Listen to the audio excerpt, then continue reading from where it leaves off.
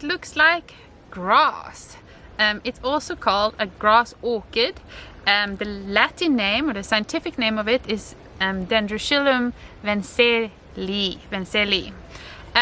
It's a fun little orchid, that's why I bought them. I like different orchids that maybe doesn't specifically look like what a lot of people would associate with an orchid. The leaves looks a bit like grass. It gets a lot of spikes. Unfortunately, I did this video now because I just started making videos, and this one is almost in the end of flowering, and a lot of the spikes has already started dying off, and I think it will only flower in a year's time. So I was like, okay, let me rather do a video when you still see a little bit how funky it is. Here you can see a close-up of the spikes. So each spike has multiple flowers. I don't think this is a great macro camera, but let's see if we can get some of them in there. So you see all these little red dots is each one a little flower. Let's see there.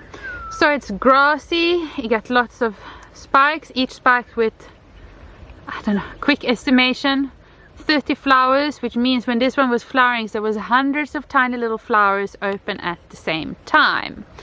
Okay, so back again, a little bit larger zoomed out picture. As you can see, I got this in bark and moss.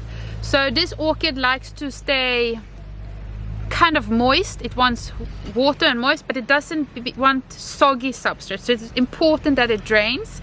I have it in one of those Vanda baskets, which are great because there's a lot of airflow through. It doesn't get soggy.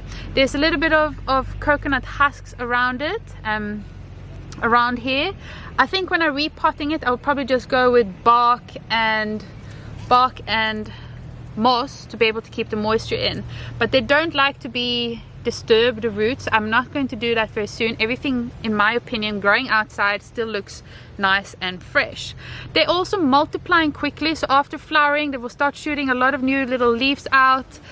So next year I am expecting it to be maybe a third bigger, at least a third bigger. That's what I would be expecting, if not double the size. It doesn't like full sunlight, so I have it in dappled light. Otherwise I think it will scorch the leaves.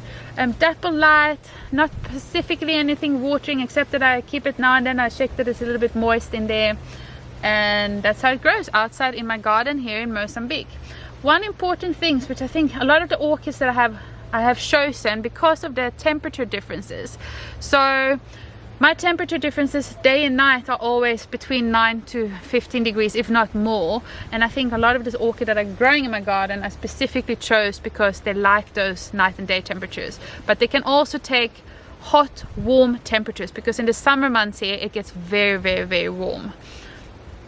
In the summer months I will also give additional watering for sure, because then, I mean, you water and then like an hour later it's like pop dry again. It's very dry. Yeah, so this, I'm happy I got it while it was still flowering. I'm giving some spikes so you guys can see it. And let's see, last little close-up of it. It's a very lovely little orchid, huh?